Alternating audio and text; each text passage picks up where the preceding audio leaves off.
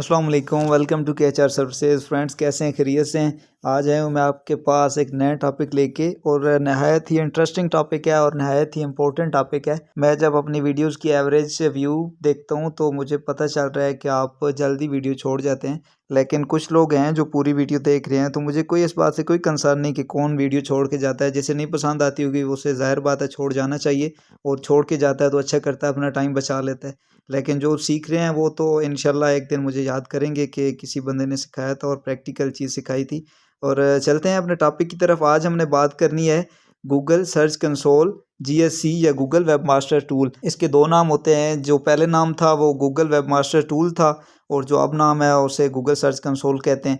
तो दोनों नामों में से कोई भी आ जाए तो आपने कोई इसकी चार्ट नहीं दिखानी। गूगल सर्च कंसोल का काम ये होता है कि इसको आपने अपनी साइट सबमिट करनी होती है, और उसके बाद ये फिर आपको बताता है, आपको चेक करते रहते हैं आपकी साइट को। और कोई भी जो प्रॉब्लम होगी, छोटी से लेकर बड़ी प्रॉब्लम तक, सारी प्रॉब्लम्स ये आपको बताएगा कि आपकी साइट में ये प्रॉब्लम्स है, तो आप इसे जाके सॉल्व करें। तो इसे आप एक डॉक्टर समझे, मतलब आपकी जब जैसे फैमिली का डॉक्टर होता है, इसे आप बिल्कुल सेम समझे कि कोई आपका मसला होगा तो ये आपको इन्फॉर्म करेगा कि आपका ये प्रॉब्लम है, ये छोटा प्रॉब्लम है, ये बड़ा प्रॉब्लम है, या जिस तरह के प्रॉब्लम है आप इसको सॉल्व करें। ठीक है, तो चलते हैं हम अपने टॉपिक की तरफ। आपने सबसे पहले अपनी वेबसाइट लॉगिन कर लेनी है, जो आपने वेबसाइट बनाई थी। हमने गूगल सर्च कंसोल का अकाउंट कैसे बनाना है, तो आपने गूगल पे आना है। यहाँ पे आपने लिखना है गूगल सर्च कंसोल या गूगल वेब मास्टर टूल, जो भी आप लिख सकते हैं। आपने आना है गूगल सर्च कंसोल, ओपन करना है।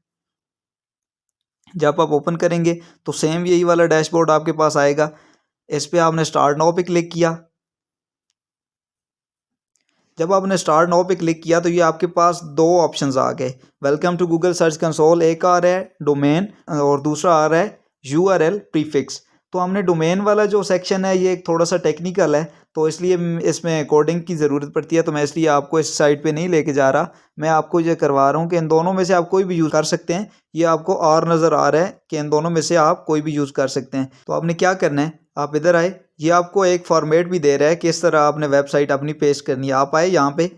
अब एक बात का आपने ध्यान रखना है कि ये जो आपका डैशबोर्ड खुला हुआ है, ये इसके साथ ये पूरा WP-admin भी आ रहा है। ये आपने साथ नहीं लगाना। आपने सिर्फ जो आपकी .com तक डोमेन है, आपने उसको सिर्फ लगाना है। इसको यहाँ से मैंने कॉपी किया और इधर आया, इधर मैंने इसको पेस्ट कर दिया। अब इसे कंटिन्यू किया तो वेरिफिकेशन कर रहा है। वेरिफिकेशन के बाद ही आपको कह रहा है कि आप ऑनरशिप वेरीफाई करें कि वाकई आप इस वेबसाइट के ऑनर हैं।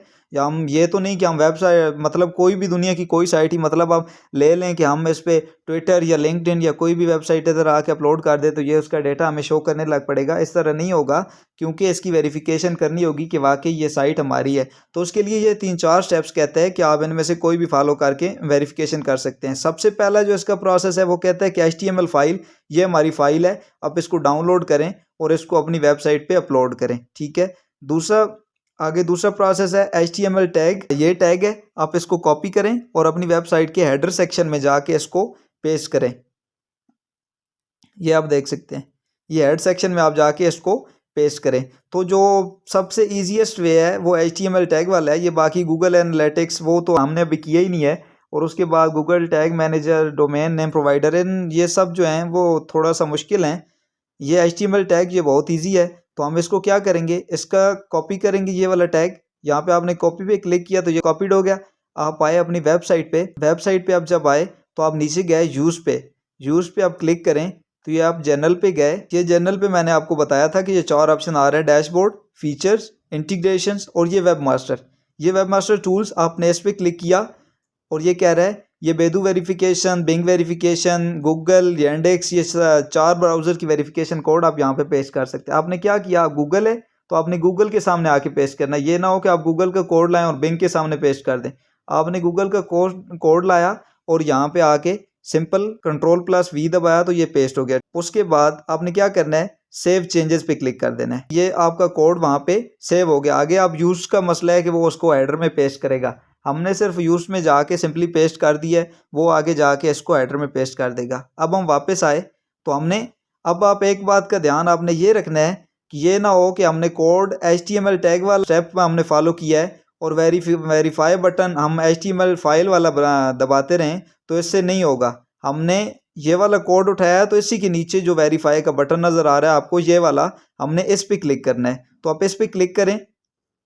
ये अभी आपकी वेरिफिकेशन कर रहा है कि वाकई उन्होंने कोड सही जगह पे पेश किया या नहीं। हाँ जी, तो ये आ रहा है जी ओनरशिप वेरीफाइड, और नीचे प्रोसेस भी बता रहा है कि किस सिस्टम से आपने इसको वेरीफाई किया है। ठीक है, उसके बाद आपको कह रहा है कि गो टू प्रॉपर्टी, प्रॉपर्टी से मुराद आपकी वेबसाइट, आप इस पे गो टू प्रॉपर्टी पे क्लिक किया और ये आपके पास वेलकम, आगे स्टार्ट कर दें, इसको गॉट इट कर दें। और ये सिक्योरिटी इश्यूज ये इस वजह से आ रहा है कि ये आपकी वेबसाइट जो है सिर्फ प्रैक्टिस के लिए है, तो इस वजह से ये इश्यूज आ रहे हैं। और जो आपकी क्लाइंट की वेबसाइट होगी उस पे जो इश्यूज होंगे वो आपके सामने आएंगे, तो आपने उसको सॉल्व करना होगा। अब अगला जो इसका स्टेप होता है वो क्या होता है कि आपने इस गूगल सर्च कंसोल पे भी आपने साइट मैप को सबमिट करना होता है, क्योंकि ये आप उसको ऑफिशियली सबमिट कर रहे हैं। एक तो वो दूसरा था ना कि आपने रोबोट्स में सबमिट कर दिया। रोबोट्स का फायदा तब होगा ना जब गूगल उधर जाएगा, लेकिन जब गूगल उधर जाएगा ही नहीं तो गूगल को क्या पता चलेगा कौन सी वेबसाइट है और उसका क्या साइट मैप है। तो आपने इधर साइट मैप पे क्लिक किया तो ये क्या कहता है कि ये आपकी वेबसाइट है, आगे आप उसका साइट मैप मुझे यहाँ पे पेस्ट करके दें। तो आपने क्या करना है, जो आपकी वेबसाइट है आप जो भी स्टेप फॉलो करें साइट मैप को देखने के लिए कर सकते हैं। मैं इधर जो मैनुअल है वो करने लगा हूँ। साइट मैप डॉट XML मैंने ये टाइप किया तो ये मेरे पास साइट मैप आ गया। तो मैंने इसको क्या किया, सिंपली कॉपी किया और यहाँ पे आ गया। अब मैंने यहाँ पे पेस्ट कर दिया। अब एक मसला आपको नज़र आ रहा होगा, वो क्या कि आप देखें कि ये HTTPS और ये आगे ये यहाँ तक .com तक ये जो इसका पार्ट है ये फिक्स है। वो कहते हैं कि यार आपने ये तो वेरीफाई कर दिया कि .com तक आपकी वेबसाइट है, हम सिर्फ आगे स्लग पूछ रहे हैं कि साइट मैप का स्लग है वो आप दें। तो आपने क्या करना है, आपने सिर्फ और सिर्फ यहाँ तक इसको काट देना है और आगे सिर्फ ये स्लग पेस्ट करना है, साइट मैप अंडरस्कोर index.html ये वाला। आप सिंपली इसको इधर से भी कॉपी कर सकते हैं, लेकिन मैंने आपको पूरा कॉपी करके दिया ताकि आपको बात समझ आ जाए, आप गलती ना करते रहें। अगर आप पूरा पेस्ट करेंगे तो वो नहीं होगा। फिर आपने क्या करना है, इसको सबमिट पे क्लिक कर दिया। हाँ जी, साइट मैप सबमिटेड सक्सेसफुली, आपका साइट मैप सक्सेसफुल हो गया है, सबमिट हो गया है। ठीक है, गॉट इट कर दें। ये आपको क्या कह रहा है जी, इधर स्टेटस दे रहा है कुड नॉट फैच। ये आपकी प्रैक्टिस वेबसाइट है तो इस पर किसी किस्म का भी एरर आ सकता है, लेकिन जो आपके क्लाइंट की वेबसाइट होगी उस वेबसाइट का जब आप साइट मैप सबमिट करेंगे तो ज़रूरी है कि यहाँ पे पेंडिंग लिखा हुआ होना चाहिए। ये आपकी वेबसाइट एक जगह से और भी ब्लॉक हो सकती है, वो भी जगह मैं आपको बताता हूँ कि एक तो रोबोट्स पे आपकी वेबसाइट ब्लॉक हो सकती है, दूसरी जगह ये होती है कि आप यहाँ पे जाएं, डैशबोर्ड पे आप आ गए, आप इधर आए सेटिंग्स में, सेटिंग्स पे आपने क्लिक किया तो ये नीचे आप देखें ये रीडिंग आपको नज़र आ रहा है, जर्नल राइटिंग, उसके बाद रीडिंग पे आपने क्लिक किया और नीचे आप चले आए। अक्सर वेबसाइट आपको ऐसी मिलेंगी जो ये लास्ट वाला ऑप्शन सर्च इंजन विजिबिलिटी इसको चेक हुआ होगा, तो इसका मतलब ये होता है कि ये किसी भी सर्च इंजन को एक्सेप्ट नहीं करती कि वो इसको आके इंडेक्स करे। तो आपने इसको सिंपली अनचेक कर देना है। अगर अनचेक हो तो कोई मसला नहीं, फिर आपका प्रॉब्लम यहाँ पे भी नहीं है, फिर आगे एक दो स्टेप्स हैं उन पे प्रॉब्लम हो सकता है, आपकी वेबसाइट जो इंडेक्स नहीं हो रही। आपने इसको फिर इधर सेव चेंजेस कर देना है। लेकिन ये तो एक प्रैक्टिस वेबसाइट है, इस पे इस तरह के प्रॉब्लम्स आते रहेंगे। अब आपने जो नेक्स्ट स्टेप करना है गूगल सर्च कंसोल का, वो क्या करना है कि ये ओवरव्यू है, उसके बाद परफॉर्मेंस है, उसके बाद URL इंस्पेक्शन। आपने URL इंस्पेक्शन पे क्लिक किया, ये हाईलाइट हो गया सर्च वाला ऑप्शन। तो आपने इस पे अपनी वेबसाइट जो है आपकी वेबसाइट .com तक, ये बात आपने याद रखनी है कि .com तक आपने इसको यहाँ पे आके पेस्ट करना है। .com तक आपने पेस्ट करके इसको इंटर कर दिया तो ये आप डेटा निकाल रहा है कि गूगल के पास इसका डेटा है। हमें तो पता है कि इस वेबसाइट का कोई डेटा नहीं है क्योंकि ये एक अनरजिस्टर्ड वेबसाइट है। ठीक है, अब आपने जब किसी वेबसाइट को इस पे कर दिया URL इंस्पेक्शन पे आपने क्लिक कर दिया तो ये तो इधर कह रहा है ना URL is not on Google, तो ये जो क्लाइंट की आपकी वेबसाइट होगी उसका ये यहाँ पे ये वाला ऑप्शन नहीं देगा, लेकिन ये वाला ऑप्शन ज़रूर देगा, रिक्वेस्ट इंडेक्सिंग।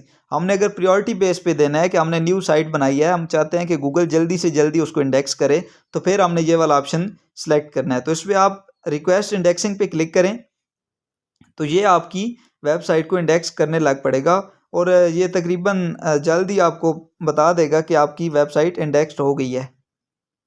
72 आवर्स में ये कर देता है अप्रॉक्सीमेटली। अच्छा, मुझे ये एरर दे रहा है quota exceeded, sorry we could not process this request because you have exceeded your daily quota. तो आपके पास ये ऑप्शन एरर नहीं आएगा, क्योंकि मेरे पास इसलिए आ रहा है कि मैं इस पर ज़्यादातर काम करता रहता हूँ। तो ये मुझे कह रहा है कि आप टुमारो इसको सर्च करें और टुमारो इस काम को करें। तो आपने इसको सिंपली, आपको एक प्रोसेस पता होना चाहिए कि आपने क्या करना है। रिक्वेस्ट इंडेक्सिंग पे आप करेंगे तो ये आपकी वेबसाइट को प्रायोरिटी बेसिस पे इंडेक्स करना चाहेगा। अब जो नेक्स्ट स्टेप क्या होगा कि आपने किसी क्लाइंट का जब गूगल सर्च कंसोल सेटअप किया तो आपने उसके लिए उसका मेल नहीं लेना, क्योंकि आप उसका मेल लेंगे तो कई जगह पे वेरिफिकेशन करनी पड़ जाती है। फिर आप उसे बोलते रहेंगे कि यार मेरा कोड आ रहा है आपकी तरफ, आप मुझे कोड सेंड करें, क्या पता वो ऑनलाइन होगा नहीं होगा, तो प्रॉब्लम बनता है। तो आपने अपना एक अलहदा ईमेल बना लेना है, ठीक है। आप एक अलहदा ईमेल बना लेंगे। जब आप एक अलहदा ईमेल बना लेंगे तो आपने वो ईमेल उसे भेज देना है, या आप मेल उसे भेज सकते हैं या उसका मेल लेके उसको राइट्स ट्रांसफ़र कर सकते हैं। तो आपने राइट्स ट्रांसफ़र करना है तो आप कैसे ट्रांसफ़र करेंगे, आप यहाँ पे आए, इसको नीचे किया, इधर सेटिंग्स आपको नज़र आ रहा है, सेटिंग्स पे क्लिक करें। अच्छा, आपने सेटिंग्स पे क्लिक किया तो ये आपके सामने डैशबोर्ड आ गया। इसके बाद आपको नज़र आ रहा है ओनरशिप वेरिफिकेशन, ठीक हो गया, वेरीफाइड हो गया। उसके बाद यूज़र एंड परमिशंस, आपने यूज़र एंड परमिशन पे क्लिक करना है। अच्छा, आपने यूज़र एंड परमिशन पे क्लिक किया तो उसके बाद आपके सामने ये वाला डैशबोर्ड आ गया। तो उसके ऊपर ये आपको बटन नज़र आ रहा है ऐड यूज़र, आपने इस पे क्लिक करना है, ऐड यूज़र पे क्लिक करना है और उस क्लाइंट का मेल जिस पे उसको राइट्स आपने ट्रांसफ़र करने हैं, आप उसका यहाँ पे मेल एंटर करेंगे। उसके बाद परमिशन एक स्ट्रिक्टेड है, एक रिस्ट्रिक्टेड है, एक फुल है, एक ओनर है। आपने अगर वो ओनर है तो उसको ओनर ही ट्रांसफ़र कर देने हैं कि वो ओनर है, आप वो जाने और उसका काम जाने, ठीक है। आपने उसको ओनर के ट्रांसफ़र करके और यहाँ पे ऐड पे क्लिक कर देना है। उसको एक नोटिफिकेशन चला जाएगा और वो फिर उसको अपने आप को ऐड कर लेगा, और आपको वो रिमूव करना चाहे तो फिर कर सकता है। लेकिन अगर आप उसको परमिशन दें फुल की या रिस्ट्रिक्टेड की तो फिर वो आपका कुछ नहीं बिगाड़ सकता, वो आपको नहीं निकाल सकता। लेकिन ये चीज़ होती है कि क्लाइंट के जब आप काम करें तो उसको ओनर की वेरिफिकेशन देनी चाहिए और देनी होती है। उसके बाद अगर आपको बना बनाया हुआ मिले तो ये परफॉर्मेंस चेक करनी होती है। इस परफॉर्मेंस पे क्लिक करेंगे तो इसका पूरी परफॉर्मेंस आ जाएगी। ये अभी तो इसके पास कोई डेटा नहीं है, ना ही इस वेबसाइट का कोई डेटा शो होना है, लेकिन जो ओरिजिनल वेबसाइट होगी उसका पूरा डेटा आपके पास यहाँ पे शो हो जाएगा, यहाँ पे आपको बताएगा। और यहाँ पे एरर भी नज़र आएंगे कि कौन कौन सा एरर है इस वेबसाइट पे, तो आपने सॉल्व करना है। आपने बिल्कुल इसको सीरियस लेना है, अहमियत का हामिल टॉपिक था और आपने इसको ज़रूर फॉलो करना है। अगर कोई भी प्रॉब्लम आपको आ जाए इसके दौरान अकाउंट बनाते हुए तो आप मुझे इनबॉक्स कर सकते हैं। मिलते हैं नेक्स्ट वीडियो में, तब तक के लिए अल्लाह हाफ़िज़।